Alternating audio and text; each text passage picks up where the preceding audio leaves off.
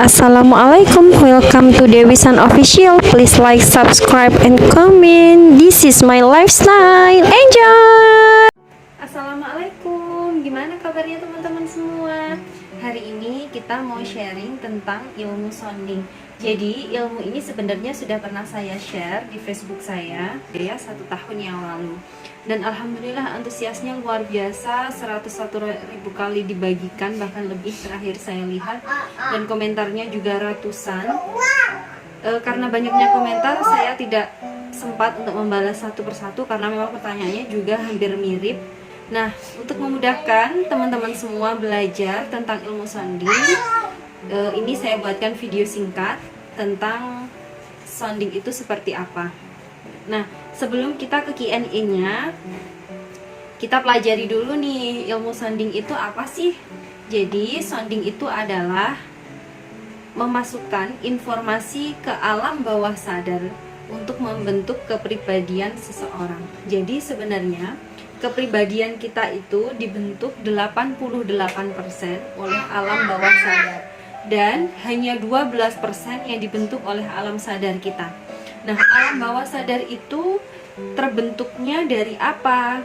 Dari habit apa ya? Dari informasi yang sering kita terima, yang sering kita dengarkan, yang sering masuk ke dalam pikiran kita, yang tanpa kita sadari itu bertumpuk berulang-ulang, akhirnya beneran masuk ke alam bawah sadar kita, membentuk kepribadian kita. Nah, yang itu membutuhkan waktu yang sangat lama karena prosesnya kan melalui alam sadar. Sementara alam sadar tadi hanya bekerja 12%. Makanya prosesnya butuh bertahun-tahun untuk membentuk, untuk menumpuk itu tadi. Nah, untuk mempercepat itu kita belajar tentang ilmu sounding. Nah, dengan memasukkan informasi melalui sounding inilah informasi itu cepat masuk ke alam bawah sadar dengan harapan membentuk kepribadian orang yang kita inginkan. Ini spesialisnya hari ini kita bahas tentang anak-anak. Nah, ilmu sounding ini bisa digunakan untuk apa aja? Nah, ini untuk bisa mengatasi anak yang tantrum atau biasa orang bilang suka menangis. Untuk mengatasi anak yang lagi GTM atau yang lagi susah banget makan. Ini bisa dipakai. Kemudian untuk menyapi, untuk toilet training, jadi untuk momen-momen besar anak bisa digunakan. Dan bisa untuk mengatasi anak yang malas belajar, yang malas sholat, malas ngaji. Nah, ini bisa. Mulai usia berapa anak biasanya bisa dilakukan sounding? Kalau bisa dilakukan sounding itu sudah mulai dari bayi, itu sudah bisa. Karena bayi walaupun belum mengerti bahasa kita, tapi bayi merasakan energi yang kita sampaikan melalui kata-kata itu tadi. Jadi mulai bayi sudah bisa sampai umur berapa? Sampai dewasa, bahkan ini bisa buat pasangan kita. Nah, nanti kalau soal pasangan kita bahas selanjutnya. Kita bahas dulu tentang anak. Kapan waktu yang tepat melakukan sounding? Waktu yang tepat untuk melakukan sounding adalah saat gelombang otak pada posisi alfa, yaitu antara sadar dan tidak sadar. Itu kapan sih? Biasanya 5 menit, sekitar 5 menit sebelum anak benar-benar tertidur lelap. Biasanya anak sudah yang ngantuk banget, ngantuk berat, tapi masih bisa diajak komunikasi. Kayak yang kalau dia ngomong, kalau kita ajak ngobrol tuh dia masih yang gitu, tapi masih yang udah ngantuk banget gitu. Nah, itu bisa. Atau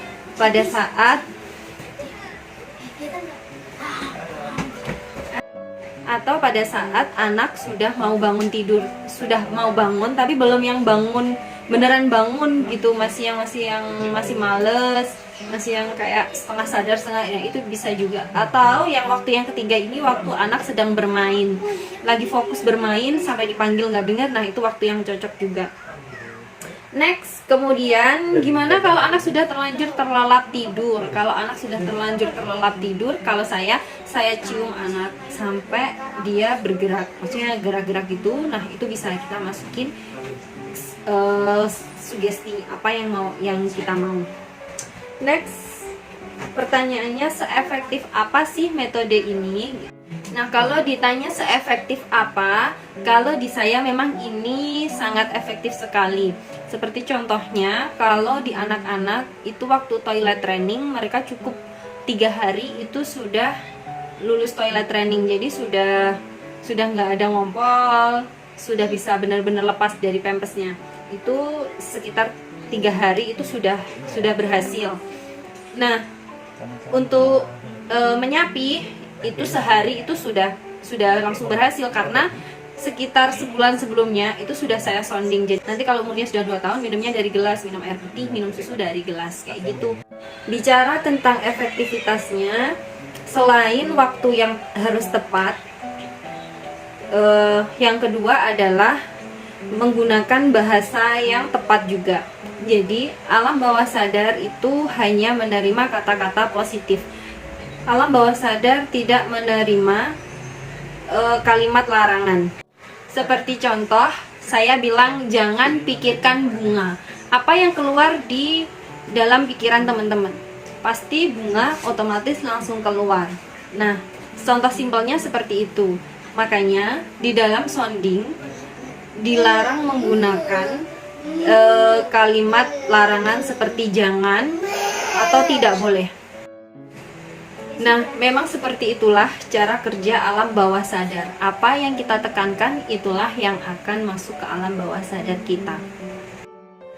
Nah, lanjut kita ke Q&A selanjutnya. Ini ada yang tanya, contoh sounding untuk menyapih anak itu bagaimana? Nih, kalau misalnya namanya Ani udah besar ya sekarang, sudah umur 2 tahun loh, sudah waktunya minum dari gelas. Sekarang kalau mau minum susu, minum air putih dari gelas ya, minum dari gelas lebih seru loh nak, gitu. Itu diulangin 3 kali, habis itu terakhir bilang paham ya, gitu. Nah, setiap anak hasil yang ditunjukkan akan berbeda. Ada yang bisa lebih dari 3 hari, ada yang sebelum 3 hari juga sudah mulai kelihatan hasilnya. Jadi harus bersabar karena memang setiap anak berbeda. Nah, kita ke Q&A selanjutnya. Kalau sounding anak yang suka nangis tanpa menggunakan kata jangan itu kayak gimana? Jadi masalah anak itu nggak bisa nggak bisa langsung dicari solusinya harus seperti begini begitu. Jadi harus dicari akarnya dulu. Akar masalahnya kenapa anak ini sering menangis, sering tantrum gitu. Biasanya anak sering menangis karena dia tidak bisa menyampaikan apa yang dia rasakan, gitu ya. Jadi dia sebenarnya ingin menyampaikan apa yang dia rasakan, cuma dia bingung menyampaikannya seperti apa, atau kalau nggak gitu dia takut menyampaikannya bagaimana. Nah, kalau permasalahannya seperti itu, bisa pakai contoh soundingnya seperti ini.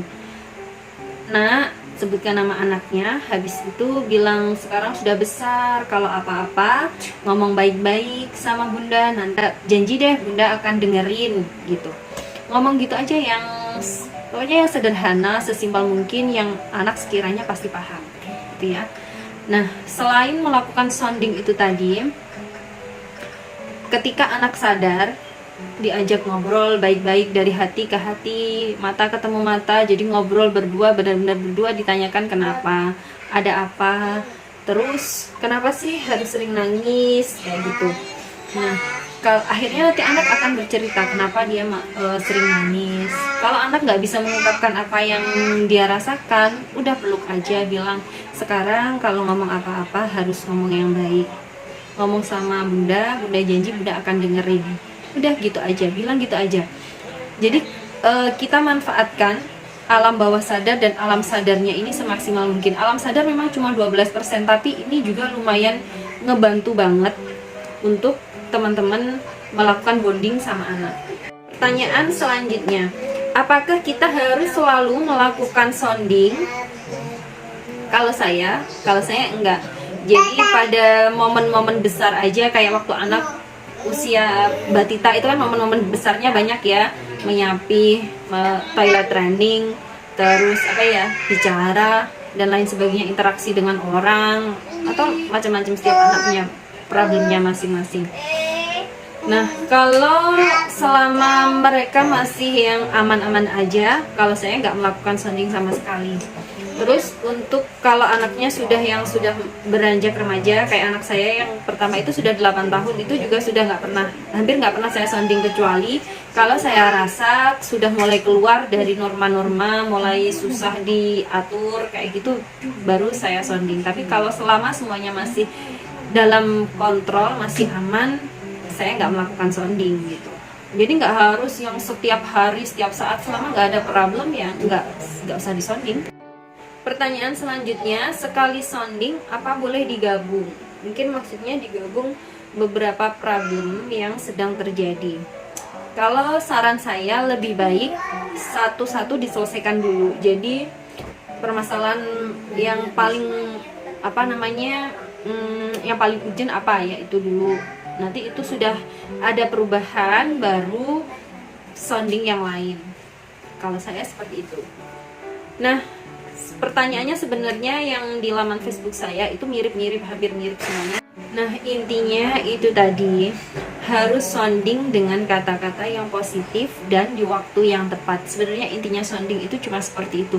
Untuk kalimatnya bebas, teman-teman, seperti biasa yang teman-teman pakai ke anak-anak itu pakai aja.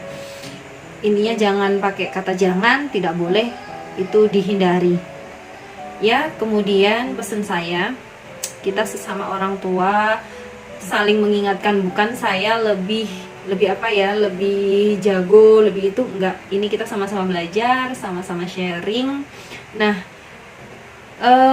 sebagai orang tua itu kita sering melakukan kesalahan tanpa disengaja, membentak anak. Entah sebenarnya kita nggak membentak, cuma menggunakan kata-kata yang lebih tinggi aja, anak sudah terluka, kita nggak tahu. Saya pernah baca buku, jadi di dalam buku itu dijelaskan bahwa setiap orang itu sebenarnya punya sel kanker. Kemudian sel kanker itu bisa berkembang dari dari masalah-masalah yang bertumpuk, mulai dari dia kecil, jadi dia memendam itu, terus dewasa problemnya bertambah, dipendam lagi. Nah, itulah yang jadi penyakit. Jadi sel kankernya bertumbuh lebih cepat. Saya pernah baca buku seperti itu. Untuk menghindari hal-hal seperti itu, untuk menghindari luka batin anak, saya mengajak teman-teman di sini untuk kalau mau tidur, biasanya kita ada sesi bacain dongeng gitu ya. Bacain dongeng, kalau nggak bacain dongeng ya sekedar ngobrol-ngobrol aja. Di tengah sesi ngobrol, kita sebagai orang tua meminta maaf sama anak, peluk anak, minta maaf aja apa yang sudah dilakukan hari ini, apa yang sudah kita lakukan hari ini, kita meminta maaf kalau tanpa sengaja menyakiti anak. Dengan begitu anak akan istilahnya orang sekarang tuh healing. Dia akan, walaupun sebenarnya tanpa kita meminta maaf, dia sebenarnya sudah memaafkan. Buktinya kita semarah apapun kita sama dia, dia akan datang lagi kita, meluk kita, tapi kita nggak pernah tahu dia masih menyimpan luka itu di dalam hatinya. Ya, untuk menghindari hal seperti itu, kita sebaiknya meminta maaf sama anak. Sebagai orang tua, kita juga melakukan salah. Nggak mungkin kita dalam parenting nggak pernah melakukan kesalahan, nggak mungkin. Jadi itu manusiawi sekali.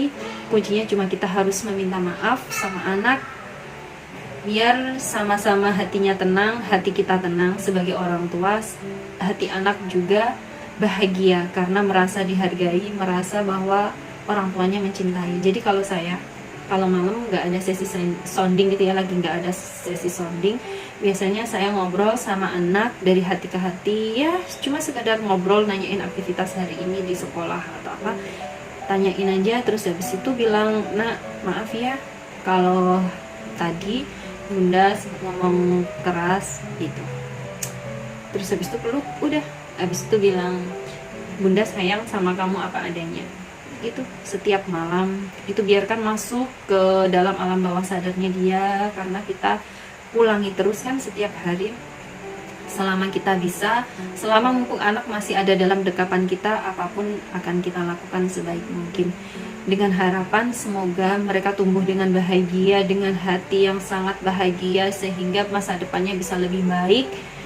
Ya, itu saja yang bisa saya sampaikan malam ini. Terima kasih semuanya, semoga ilmu ini bermanfaat. Mohon maaf kalau ada salah-salah kata.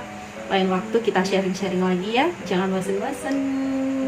Terima kasih, wassalamualaikum, bye.